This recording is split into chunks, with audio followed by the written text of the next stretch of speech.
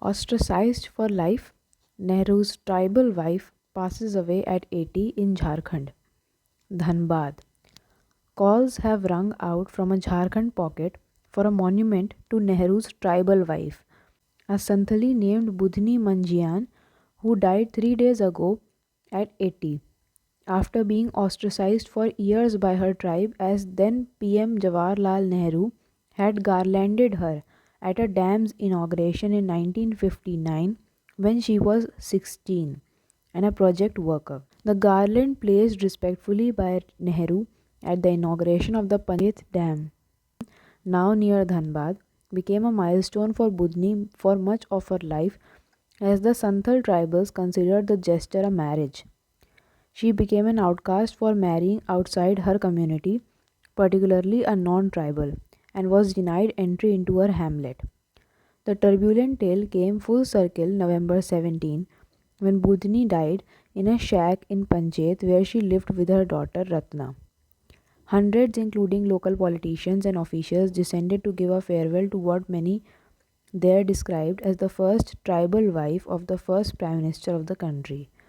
It was then that they sought a memorial in her honor next to an existing statue of Nehru in a local park.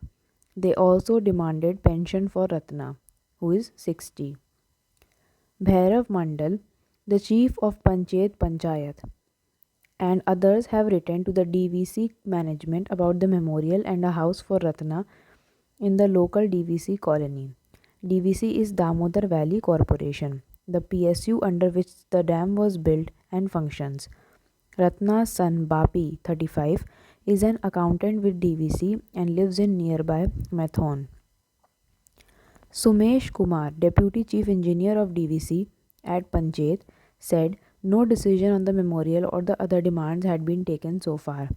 Like the devastating Damodar, the eddies of Budhni's life began in 1952 when her ancestral land was submerged during the construction of the dam. But she managed to stay afloat, becoming one of the first contract laborers in the project. She had no source of income other than land.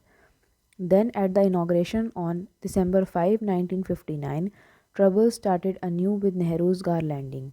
The DVC management had selected Budhni along with Ravan Manji, a Santhali man, to welcome Nehru.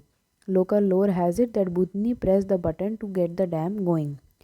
In 1962, Budhni was retrenched along with scores of other DVC contract workers.